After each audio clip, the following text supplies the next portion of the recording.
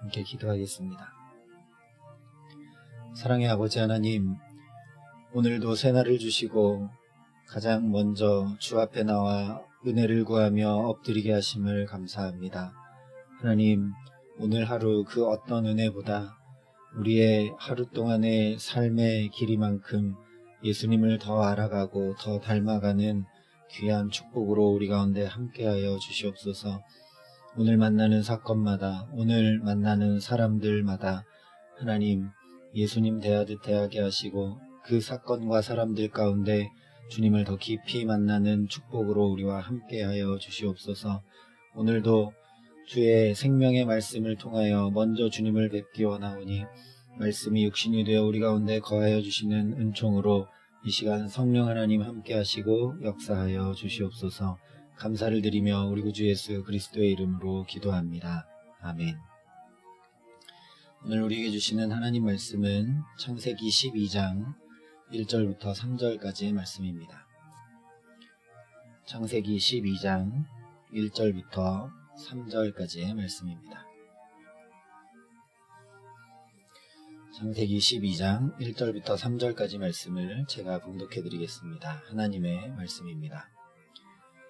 여호와께서 아브라함에게 이르시되 너는 너의 고향과 친척과 아버지의 집을 떠나 내가 내게 보여줄 땅으로 가라.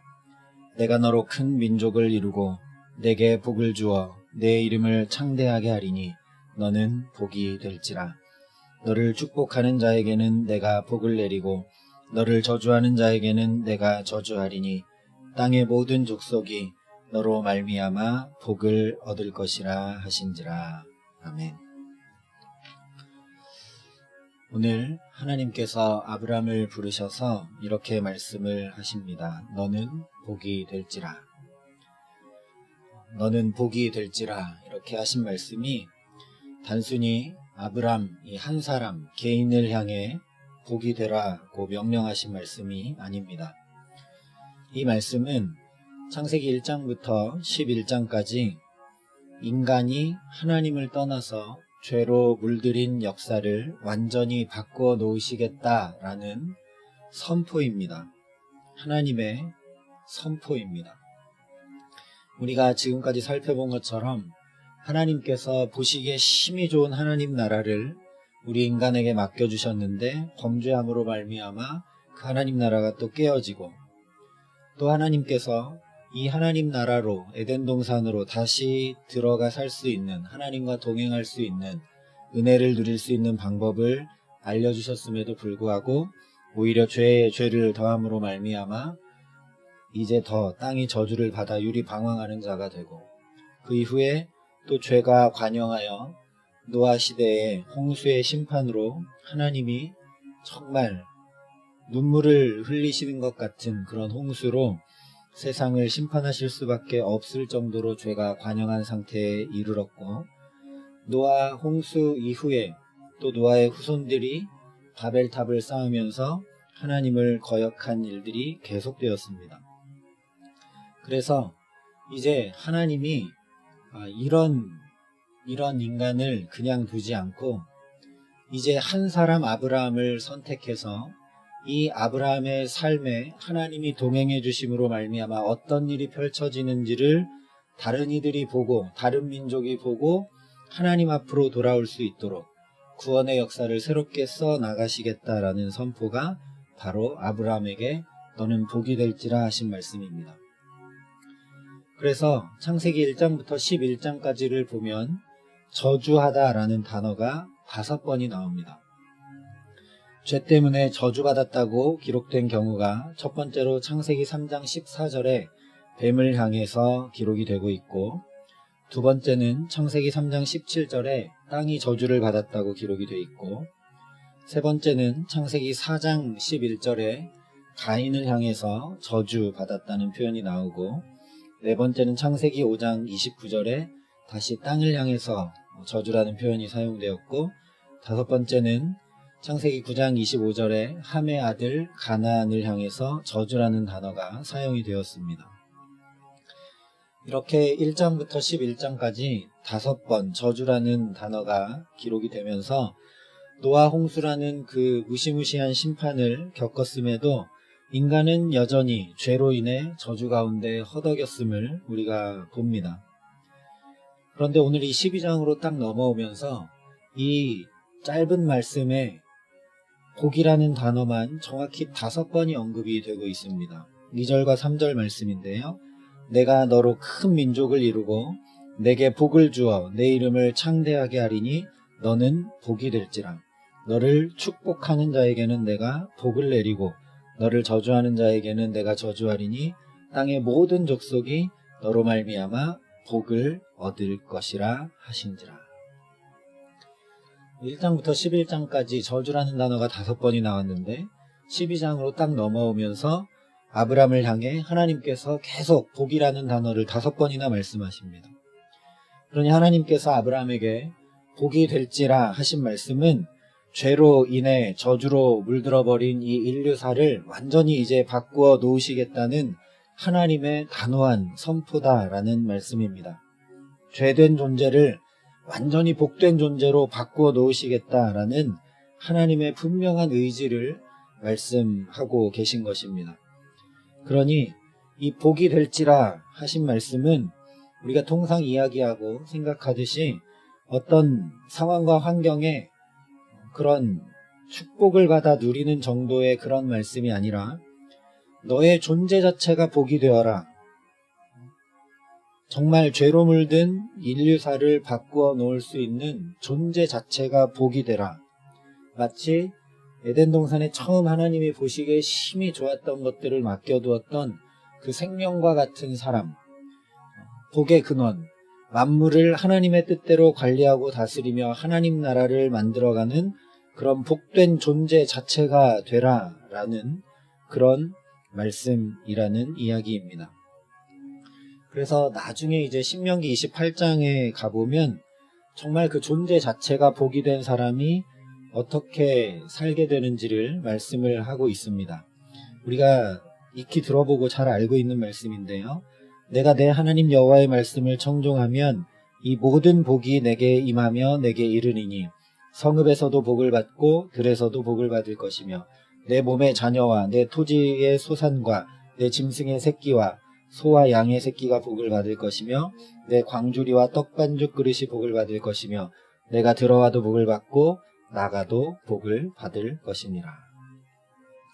이 신명기 28장에 기록되고 있는 이 말씀은 성읍에 나가서도 어떻게 하면 복을 얻을까, 또 집에 들어와서도 어떻게 하면 복을 얻을까, 자녀들은 어떻게 복을 얻을까, 내가 키우고 있는 짐승의 소와 양들은 어떻게 복을 얻을까, 그걸 찾고 구하고 여기 복을 좀 채워야지 이렇게 다니는 그런 이야기를 하고 있는 것이 아니라 이 사람이 움직이기만 하면 그 사람 가는 곳이 다 복을 받는다는 이야기입니다.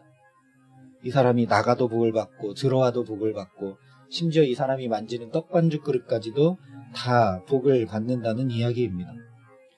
오늘 하나님께서 이처럼 복이 될지라 하신 말씀은 존재 자체가 복이 되라, 복덩어리가 되라, 이런 말씀입니다.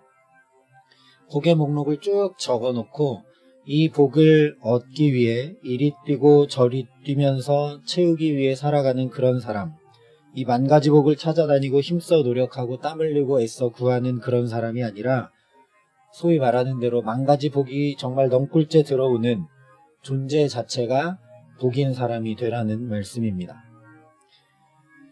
근데 어떻게 해야 이런 사람이 되는가?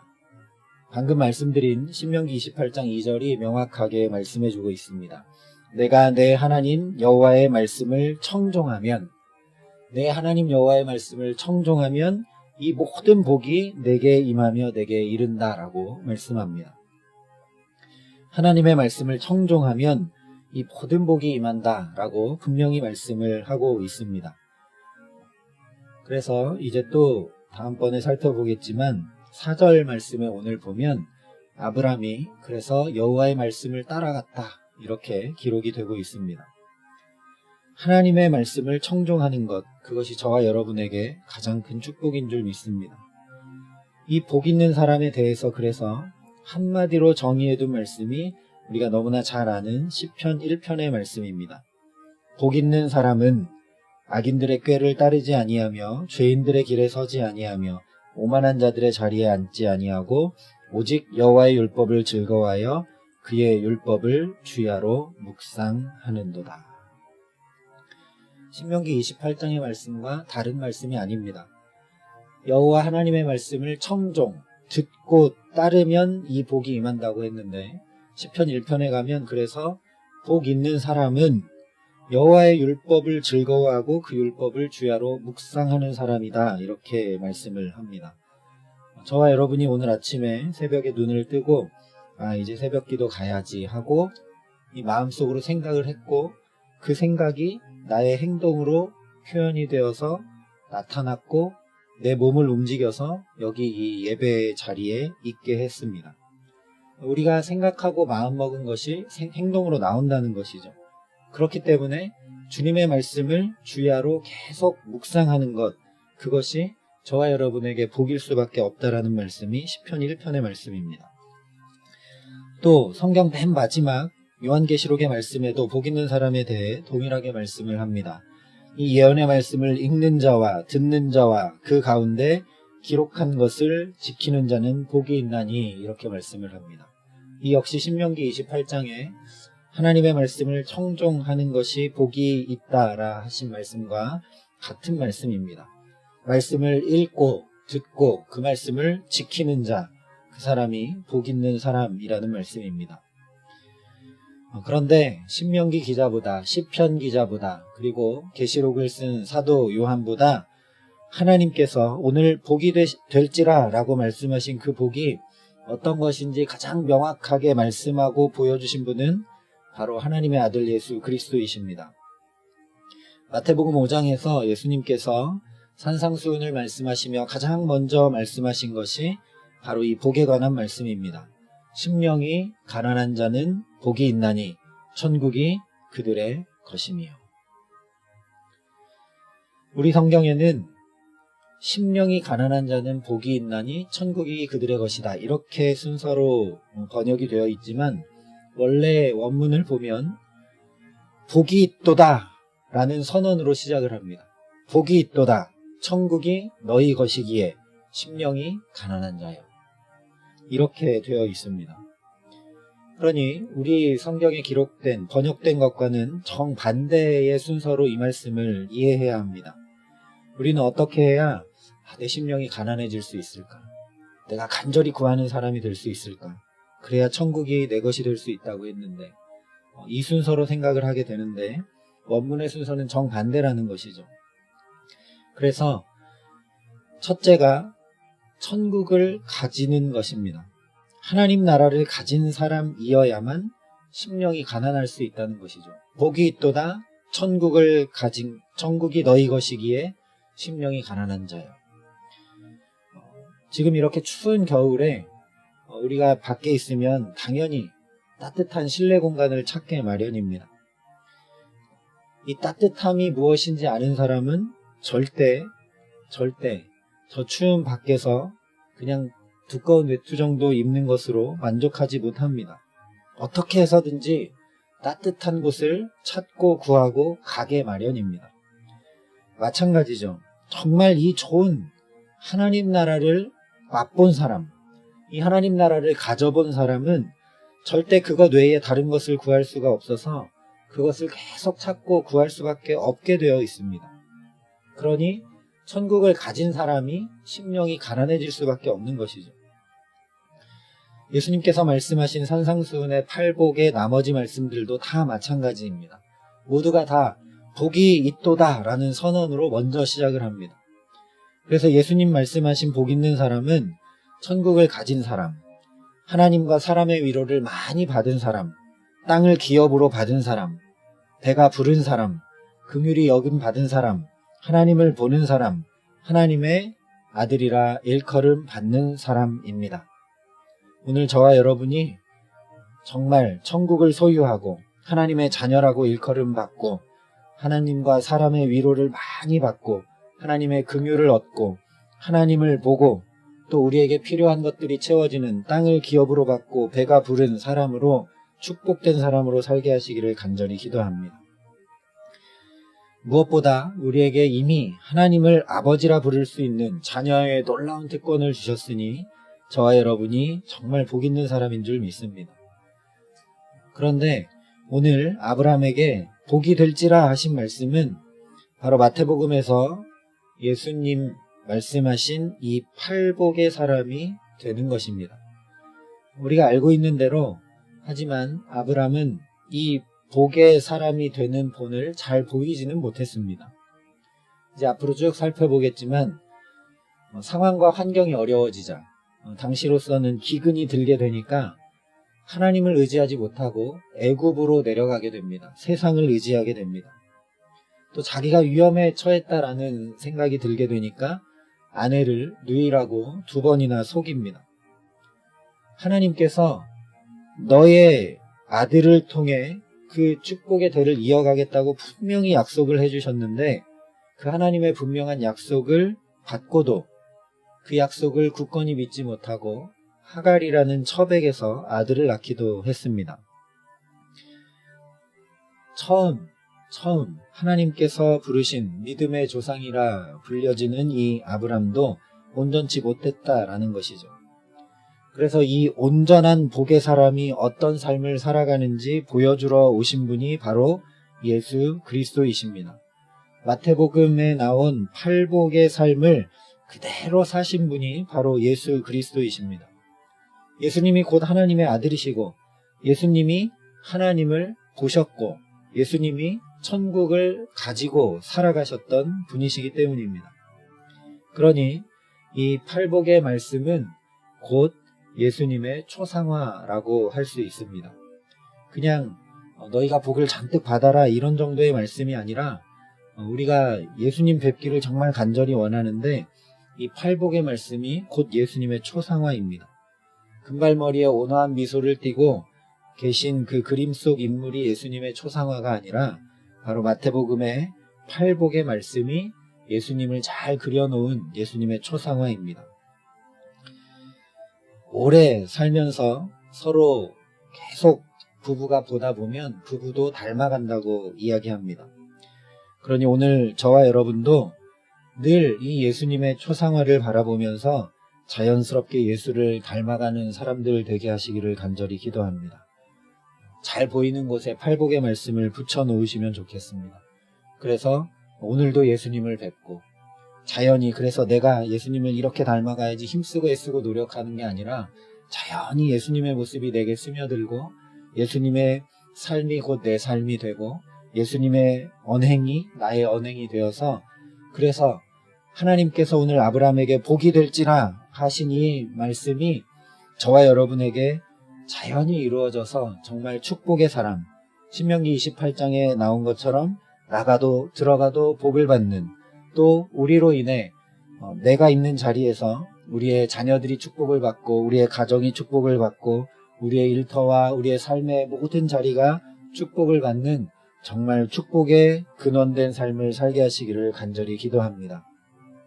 너는 복이 될지라 하신 이 말씀은 우리에게 간곡히 권유하는 말씀이 아니라 하나님의 확고한 명령입니다. 너는 복이 될지라.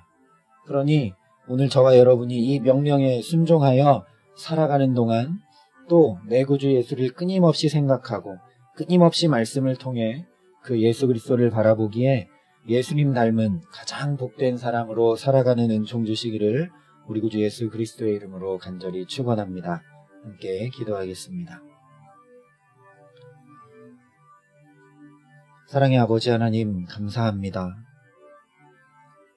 우리는 정말 축복된 삶을 살기를 간절히 원하지만 하나님 어디에서 온전한 축복을 구해야 되는지 잘 알지 못함을 아시고 또 아브람처럼 이리 넘어지고 저리 쓰러지는 연약한 존재임을 아시고 이렇게 사는 것이 가장 복된 삶임을 우리에게 보여주시고 알려주신 예수님 보내주셔서 감사합니다. 하나님 우리가 관념으로 또 이미지로 예수님을 알아가고 예수님을 생각하는 것이 아니라 주님의 초상화인 팔복의 말씀을 늘 묵상하며 그 주님의 모습이 자연히 내게 스며들어 오늘도 예수님처럼 말하고 예수님처럼 생각하고 예수님처럼 결정하게 하시고 또한 우리 곁에 두신 많은 사람들을 주님 대하듯이 대하며 내게 오늘도 펼쳐주시는 사건들을 통해 주님의 일을 행할 수 있도록 하나님 우리에게 성령으로 역사하여 주셔서 오늘 이 하루도 사는 만큼 예수님 닮아갈 수 있도록 사는 만큼 주님 더 깊이 알아갈 수 있도록 하나님 가장 축복된 사람으로 주님의 자녀로 그렇게 살아가는 귀한 하루 될 수 있도록 성령으로 붙드시고 오늘도 함께 하시고 우리 가운데 역사하여 주시옵소서. 이제는 친히 복의 근원이 되어주신 우리 구주 예수 그리스도의 은혜와 그 독생자 예수를 아낌없이 내어주신 아버지 하나님의 놀라우신 사랑하심과 오늘도 그 예수를 바라보고 그 예수를 닮아가고 그 예수를 따라 행하며 축복의 사람으로 복의 근원으로 살아갈 수 있도록 우리를 붙드시는 성령 하나님의 교통하시고 역사하심이 여기 머리 숙여 복의 근원 되신 주님을 모시고 그 주님과 함께하며 그 주님을 닮아가기를 간절히 소원하고 결단하는 여기 모인 모든 주의 성도들과 사랑의 빛교회 모든 교우들과 이 나라 이 민족과 이 복음을 만방에 전하시는 귀한 선교사님들 가운데 이제로부터 영원토록 함께 하시기를 간절히 축원하옵나이다. 아멘.